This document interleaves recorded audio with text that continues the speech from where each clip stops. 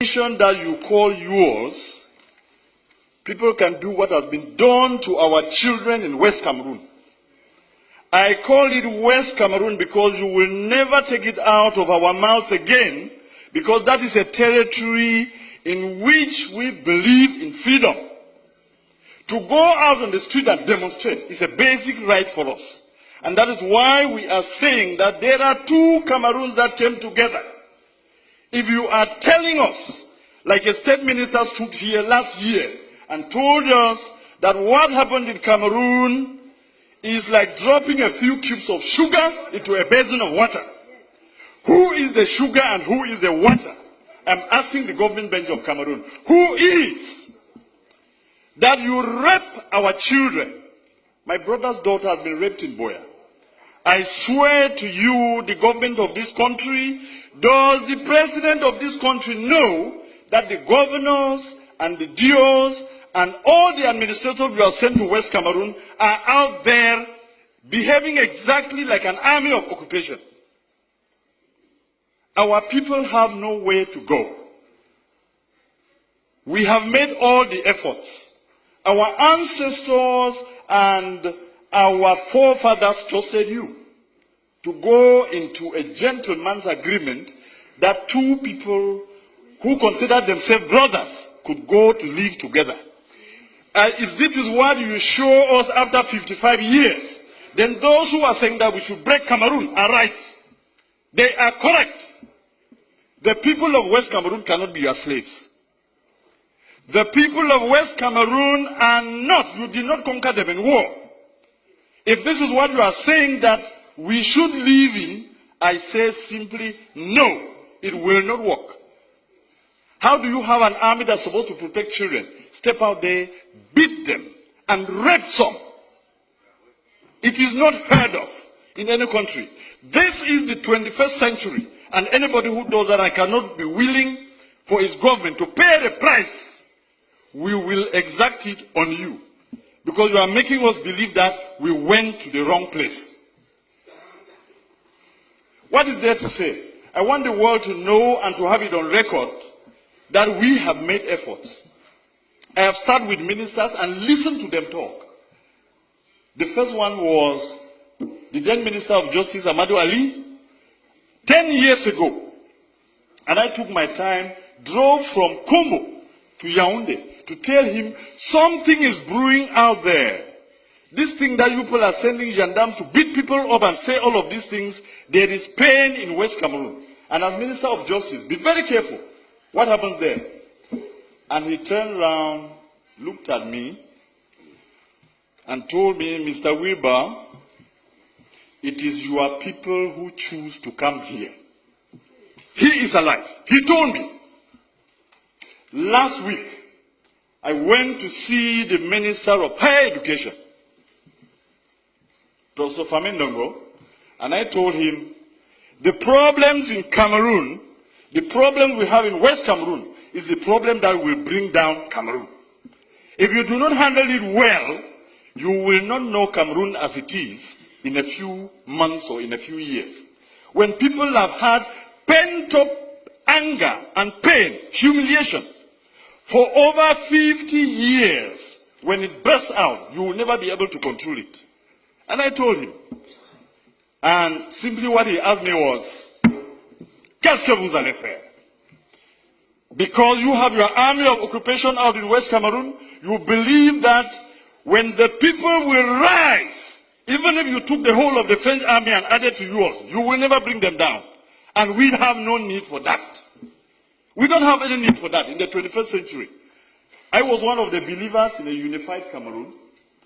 And I want to tell this house that what has happened to those children in Boya University and in Bamenda has convinced me that the people who say Cameroon should go in two parts are correct. And there are more and more of us out there who now believe that it is the ultimate end. I listened the other night, an offer of 1,000 jobs, an offer of 2 billion francs for lay schools, and I laughed at myself. Are my people slaves? So you now take them to be your dogs. that you can beat and wound and maim, break their bones, then throw a piece of meat for them to fight over. It has to end. If we, the people of West Cameroon, have to continue doing what we are doing, it is because we believe that the more is always the merrier. When you have more people, you have more chances of surviving in life. If the more people who are the people of East Cameroon have proven to us that our blood means nothing, then it is time for us to say it will soon be over. I want to give you a quote here in this house that I borrowed from the American liberators. When injustice becomes law, resistance becomes a duty. The people of West Cameroon have a duty to resist your oppression. I call it oppression because of what I've seen in the field. Let me quote you another two instances. 3 weeks ago, there was an incident in Bangolan, which is a neighboring village to Jakiri, where I come from. And I don't know what it was about, and a gendarme officer was killed. And the forces of law and order, under the instructions of the SDO of Ngokitunya, move into Jakiri, a neighboring village, and take away 100 men.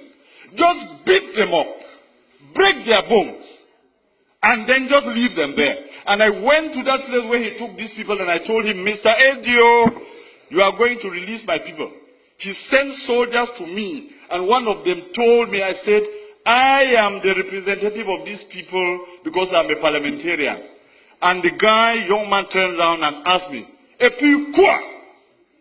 On n'est pas ici à Yaoundé." And he drew a line on the ground to tell me, if you cross here, you will see the consequences. Unfortunately for him, I happen to be a descendant of the warriors, so nobody draws a line before me. And I crossed, and I told him, shoot me. I told the SDO, release my people. In 12 hours, he released them. But some are still lying in the hospital. They beat and kicked a woman, and she miscarried, a pregnant woman. And nobody can question this. That is the reason in this master plan to finish our culture and our people. You have chosen that every single administrator or every commander of the army is from East Cameroon. That is why they sit there and they can kill the people without remorse. This has to end. Mr. President, Mr. Speaker, I want to repeat this quote. When injustice becomes law, resistance becomes a duty. We, the people of West Cameroon, will resist you, and if you want to take that territory by force, you will kill to the last man before you take it. And you can start from me today. You can start from me. It has to end. Somebody has to know that this is not how you treat a people. 50 years is too long. 50 years is a very, very long time. And we come here and sit just talking about the budget. You normalize murder. You normalize rape. Mr. Speaker, I am sorry to tell you that this is part of the resistance. You will hear me to the end. When injustice becomes law, resistance becomes a duty. It is my duty to defend my people. You will not stop me because of lack of time.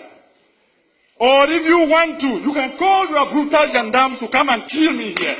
I will not. I will not. I want you to hear this, Mr. Speaker, that my people are suffering, and that the cube of sugar that was defined in this house, are you just angry, Mr. Speaker, that the person you considered your slave, a slave has risen in the master's house and is asking a question? I have. Mr. Speaker, I'm telling you, this is part of my resistance, and you will hear me to the end. Bring the brutal soldiers who raped our daughters to take me out of here. I will say it to my end. I will say it to the end. There is nothing you can do to me. I'm wondering whether His Excellency the President of the Republic knows that the governors and the DOs are behaving exactly when they are posted to West Cameroon as colonial masters. When they abuse people and insult them and do all they have done, we have to resist and we have to tell you our people will not be brought down because we came into this union as equal partners. Yes, sir. And I am done. And I am done. And we will resist. And there is nothing you can do to stop us because this is part of our culture that we inherited. You people who fear every administrator and every ruler, we challenge our rulers, we take them to task, and that is why they are accountable. Thank you very much.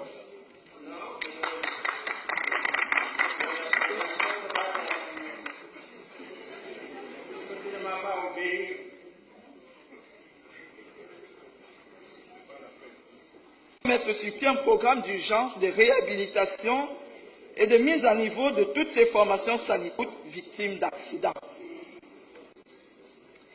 Et en évoquant cela, Monsieur le ministre, je ne peux m'empêcher de soulever le cas de l'hôpital de district d'Ebeda, qui n'emporte que la désignation et pour lequel je vous avais saisi il y a 2 ans.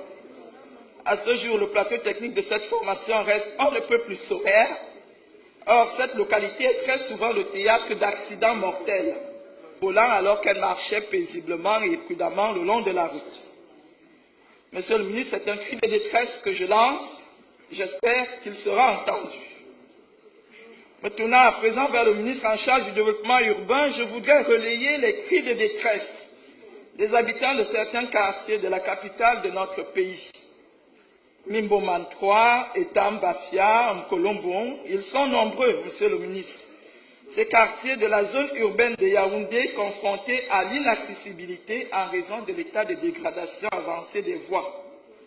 Nous pensons, Monsieur le ministre, qu'il est urgent de prendre en compte dans le programme d'urgence en cours certains de ces axes routiers pour permettre à notre cité capitale d'être un milieu de vie agréable pour tous ses habitants. Je voudrais également signaler à votre attention, au cas où vos collaborateurs ne l'auraient pas fait encore, le danger permanent que constitue la voie d'accès, du reste très fréquentée, reliant le rond-point école publique Bastos à la rue dite Dragage. Depuis plusieurs mois, les usagers assistent impuissants à l'érosion progressive de l'étroite ruelle au point de franchissement de la rivière Mfunzi. Il serait indiqué d'y opérer une intervention urgente avant la survenance d'une catastrophe, c'est-à-dire l'effondrement total de ce qui tient encore lieu de chaussée. Voilà quelles étaient mes préoccupations, Monsieur le très honorable Président de l'Assemblée nationale, et j'exprime d'avance mes remerciements aux membres du gouvernement pour la prise en compte de ces plaidoyers, afin que le ciel de l'émergence vers laquelle nous conduit le chef de l'État, son Excellence Paul Biya, se dévoile pour l'immense majorité de nos compatriotes. Je vous remercie.